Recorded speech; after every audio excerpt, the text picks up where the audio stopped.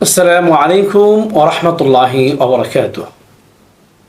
الحمد لله وكفى وسلام على عباده الذين اصطفى أما بعد.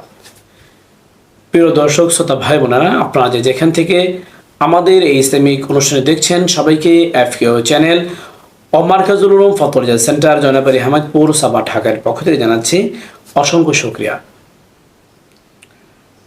কামাল মিয়া মিরপুর 1 থেকে প্রশ্ন করেছে। তার প্রশ্ন হলো, আমার একাধিক স্ত্রী রয়েছে, আমার একাধিক স্ত্রী রয়েছে, তাই আমি জানতে চাচ্ছি আমার স্ত্রীদের মাঝে সর্বক্ষেত্রে সমতা বজায় রাখা এটি জরুরি কিনা, নাকি কাউকে কোনো বিষয় বেশি দেওয়া, অগ্রাধিকার দিলে আমি গুনাহগার হব। বিষয়টি কোরআন হাদিসের আলোকে জানালে অনেক খুশি হব। কামাল মিয়াকে এই প্রশ্নটি করার জন্য অসংখ্য ধন্যবাদ। তার প্রশ্ন উত্তর হলো, আল্লাহ পাক রব্বুল আলামিন প্রতিটি পুরুষকে 1 থেকে 4 জন পর্যন্ত বিবাহ করার অধিকার দিয়েছেন।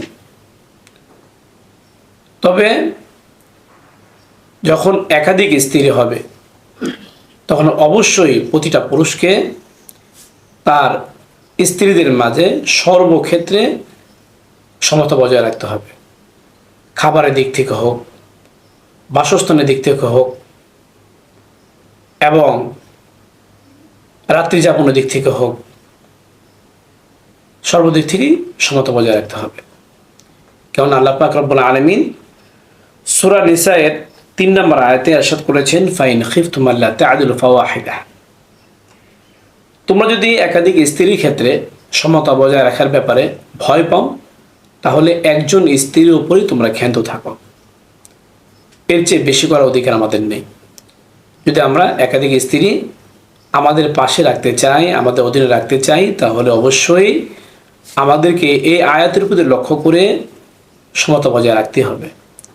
তাছাড়া আল্লাহ রাসূল সাল্লাল্লাহু আলাইহি সাল্লাম হাদিসের মধ্যে এ ব্যাপারে খুব ধমক দিয়ে বলেছেন, তোমাদের মধ্যে যে সমস্ত ব্যক্তির একাধিক স্ত্রী রয়েছে, যে সমস্ত ব্যক্তিদের একাধিক স্ত্রী রয়েছে, তারা যদি স্ত্রীদের মাঝে সমতা বজায় না রাখে, অন্ন, বস্ত্র, বাসস্থান এবং রাত্রি যাপনের দিক থেকে সমতা বজায় না রাখে, কোনো স্ত্রীকে যদি প্রাধান্য দেয়, তাহলে কাল কিয়ামতের ময়দানে তার কাঁধ, যে কোনো একটা কাঁধ আরেকটা কাঁধ থেকে ঝুলে পড়বে, কাঁধ হয়ে যাবে।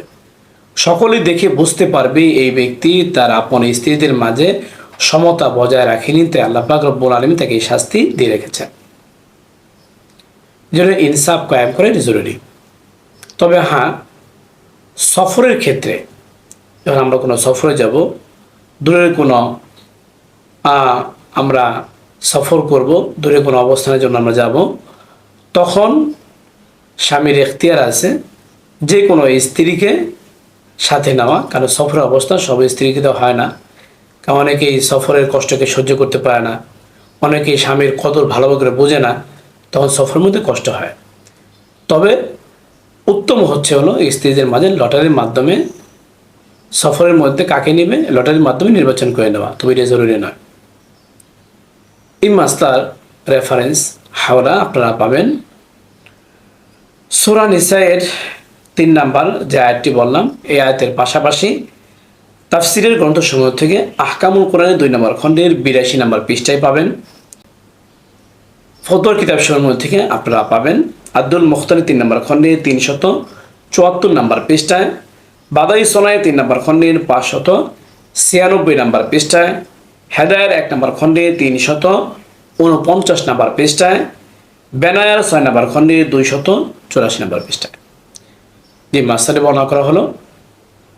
আল্লাহ পাক রব্বুল আলামিন আমাদের সবাইকে মাসলাটির উপর আমল করার তৌফিক দান করুক। এরকম গুরুত্বপূর্ণ বৈবাহিক বিষয় সহ যে কোনো বিষয় নিয়ে আপনারা যদি মাসলা জানতে চান, তো অবশ্যই যারা এখন আমাদের চ্যানেলটি সাবস্ক্রাইব করেননি, সাবস্ক্রাইব করে নেবেন। আমাদের ভিডিওটি ভালো লাগলে লাইক ও শেয়ার করবেন। তাছাড়া আপনাদের কোনো প্রশ্ন থাকলে আপনারা আমাদের ইউটিউব কমেন্ট বক্সে প্রশ্ন করতে পারেন। এর পাশাপাশি আমাদের একটি এফকিউ নামে ফেসবুক পেজ রয়েছে, আপনারা চাইলে সেই ফেসবুক পেজে গিয়ে ফলো, লাইক দিয়ে আমাদের পাশেই থাকতে পারেন।